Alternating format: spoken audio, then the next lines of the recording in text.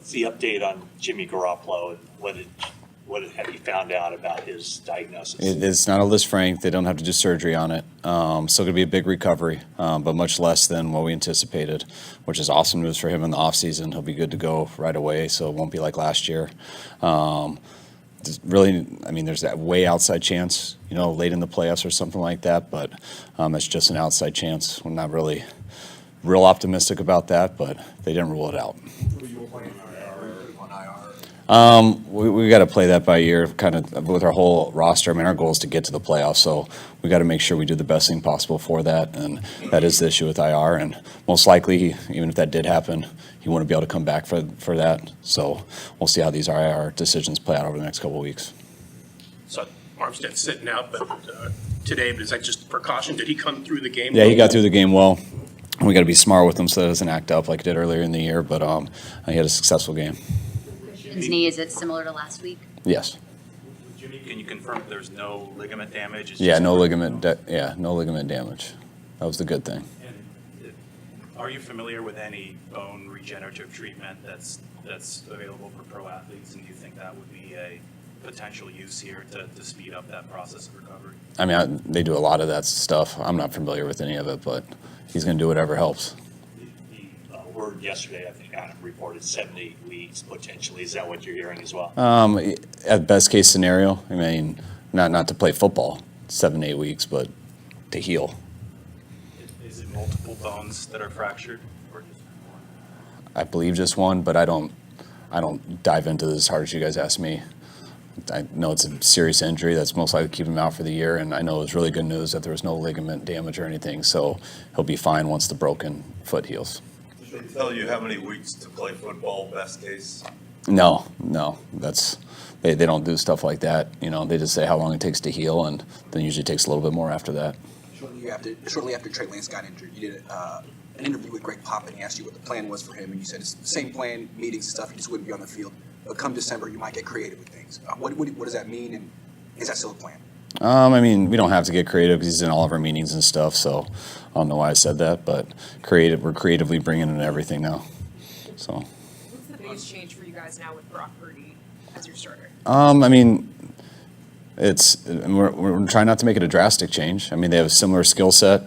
We got a lot of confidence in Brock. We've seen him in practice. Our players have, we have, and that's why we were confident in him. But, he hasn't played a ton of football. So there is some unknown out there, but we know he's got the ability to do it. We know he's got the mentality to do it, and don't like how we got to this point, but we're definitely excited about the option that we have. On Monday, you said you'd be surprised if you put a bid in for Mayfield. Reported that you did. Did you definitely did not put a? Yeah, we did not. And I know things could change, but are you pretty well set with at least the 1-2 quarterbacks you've got right now? Yes. Yeah, we feel good about it. What's the biggest improvement you've seen from Brock Purdy since he got here? I mean, he's just been ready at every opportunity he's gotten. He didn't get much in OTAs. Most of that went to Trey and Nate, and whenever he did, you could see what he showed you guys on Sunday. And each time we picked it up, he just showed more of that. He's very aggressive in what he does.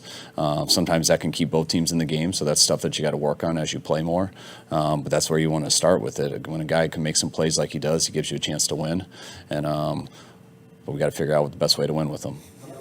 Is that what you liked in the preseason? That aggressive way that he, operates, runs the offense. Yeah, I like when a play's there that guys aren't scared to make it. They don't hesitate. They don't take a second look at it. They let it rip and they worry about it after. A lot of guys who just guess do that too. So you got to find out whether they're being aggressive or just if they're deciding then to do it or if they're deciding on Wednesday, and then that's a big difference. So. But Brock has been very good with it. He can explain what he sees, and that's why we got a lot of confidence in him. You mentioned a number of times with Brock that you like the experience, the amount of games that he played in college. How can that experience help in terms of when do you go back and watch college games because he's seen this or that type of thing? No, I just think when you're a four-year starter in a pretty big conference, you've just been in some pressure, and you've done it a lot. You have to come in there as a freshman when you're this youngest on the team, and to be able to do that 4 years in a row, you can tell when guys have done that. They've just been under center a bunch. They understand just how to play the game. They've been in it a lot, and they've been in a lot of situations. Now he's got to see there's a huge difference in the league and stuff like that, but you can talk about a lot of things, but you can tell he's been in it, and I think that's how he knows how to play fast. How big of a challenge does he have this week going against an experienced defensive coordinator like Todd Bowles who can show him so much? He's got a huge challenge. I mean, Todd alone, but also the talent they have over there. I mean, they stop the run as good as anybody in this league. They've been doing that for a number of years. They're extremely good in their coverages because they can do anything that they want. They're good in man. They have all the blitzes. So Todd's probably going to throw everything at us, and what works, he'll keep doing it until we figure out how to do it better back. We all see the videos of Trent, some highlights of his blocks. Like every week, it seems like he got something spectacular. Do you do that with the game when you're showing it to the team? Like stop and look at what Trent's done? Yeah, I mean, we show highlights to get guys pumped up and stuff, and we also show lowlights to keep people humble and to keep people getting better. So, yeah, definitely. He had a bunch of them last Friday, which was really cool because he had a bunch when he had 4 of them last Friday. So we got on him a little bit in our run meeting, which Trent's awesome with. But it was so cool because it was kind of like the same points on some of his highlight ones where he missed that block. Not because he missed it, just choosing the wrong technique the week before, and chose the right technique about 4 times in a row on a few cutbacks, and it was really cool seeing that back to back. Practice film? Or Practice film. Oh, no, it was from the New Orleans game, but we reviewed that as the week goes and tie it to our practice film and keep studying it. How does he respond in the meetings? Trent always responds good. Trent loves football. He loves to be coached. He's one of the smartest O-linemen I've been around, and so if you're sitting there and talking about something and showing something and not just yelling a coaching point, he's locked in and really appreciates it. What happened on the Jerome Baker play that Jimmy got hurt on? What should have happened? Who got hurt on? Jimmy. They brought an all-out blitz. What you want to do is ditch it to Debo or Christian right away underneath. But they popped 2 guys out, and those guys had them outside and inside, so they took away our hot routes on that play. And then so you take a sack is what you usually do. You'd love to throw it away and not do it, but they did it too fast, and they're on them too quick. So you take a sack, protect the ball, and Jimmy did an unbelievable job. It kind of is, that play shows kind of how Jimmy is, that he was getting sacked, about to go past the 35-yard line, and how much easier it is for us to be in front of that 35-yard line. He kept his legs going. Got Robbie the field goal, and that's how his foot got caught up. One more Trent question. How much do you find yourself calling a play? I've got the best left tackle in football, so I can call this play. Does that happen in your head sometimes? Not really. I mean, sometimes, like, we're going to get this guy out on the edge, but Buda's out there, and Buda will make everyone look silly. Our guy has a chance for him not to make him look silly. Doesn't mean he won't. So maybe like that every once in a while, but you don't usually know where the ball's going, especially, I mean, there's 5 of them there. There's lots of plays that we like to run at Trent because he's pretty good, but half the plays we want to run away from him because we think it's cutting back. But you don't really know that till how the fronts are, how they play the technique. So it's really hard to just run exactly at someone in our offense. What have your conversations been like with Brock since Sunday, since the game ended? How has he carried himself?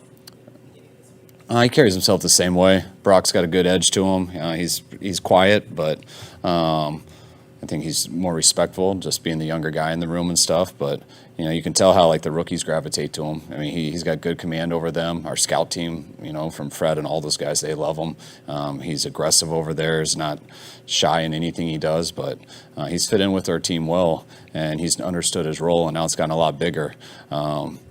But I don't think he changed that. He just keeps being him, and we'll see how it plays out.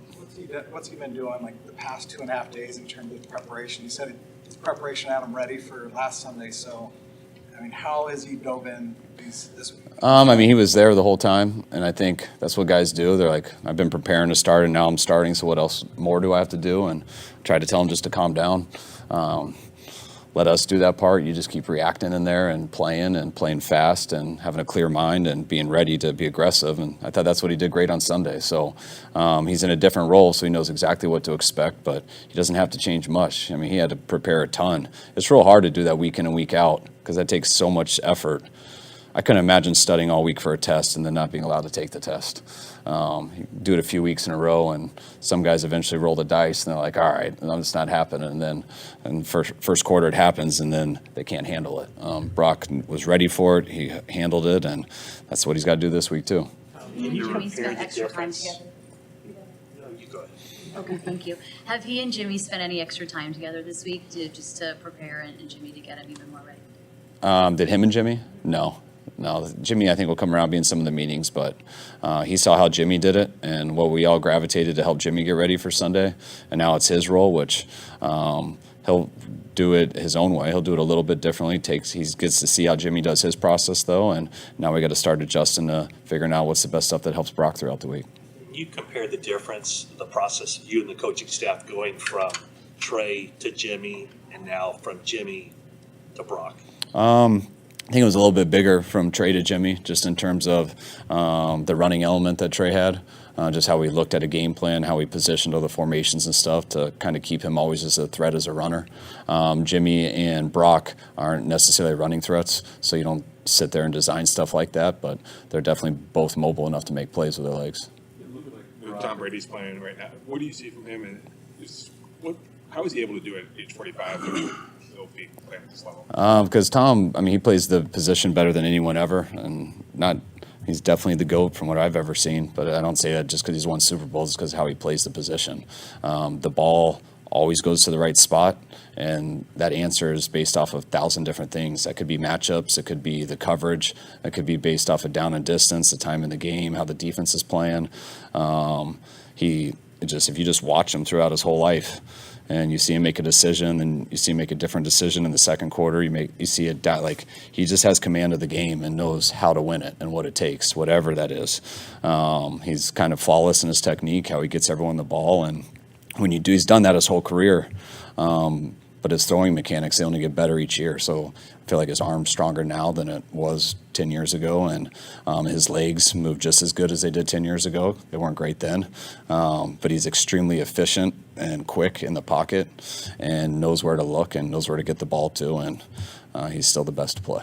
I think there were a few plays where, especially it looked like Christian had some choice routes that Brock read really well and had a feel for where he was going to go or sit down.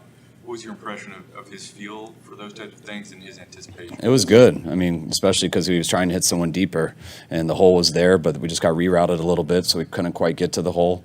And a lot of times when the hole's there, guys will just throw it, and they'll sail over and go to a cover 2 safety, and he was able to wait on it as long as he could, and then he moved the backer and then got it right to Christian. And just a play like that's huge. It's a 2nd and 8 check down, but because of the way you look with your eyes, the timing, how you get there, it's a 9-yard gain instead of a 4-yard gain. And you have plays like that, you never have to see 3rd down, and those are, to me, usually the biggest plays in the game that no one really accounts for.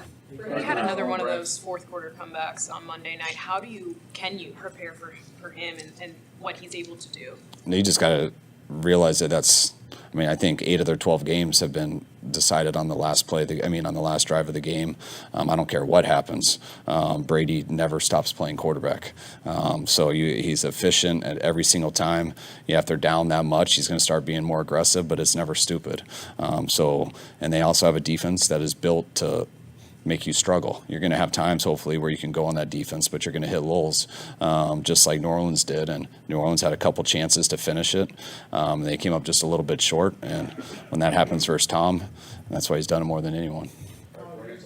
We reportedly examined everyone Brady's throws from 2019. Probably wasn't the best season of his career with the Patriots. Are you surprised, based on what you saw then, that what he's done since then and that he's still playing? I'd like to say, of course not, but I think everyone's since then, you're wondering when is the number too high. So, but now, like, when you watch him that first week in Tampa, you're like, what the hell was anyone ever thinking?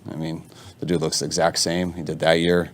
He does when he comes off injuries, and I think he's playing as good now and throwing the ball as well now as I've seen anybody ever do it.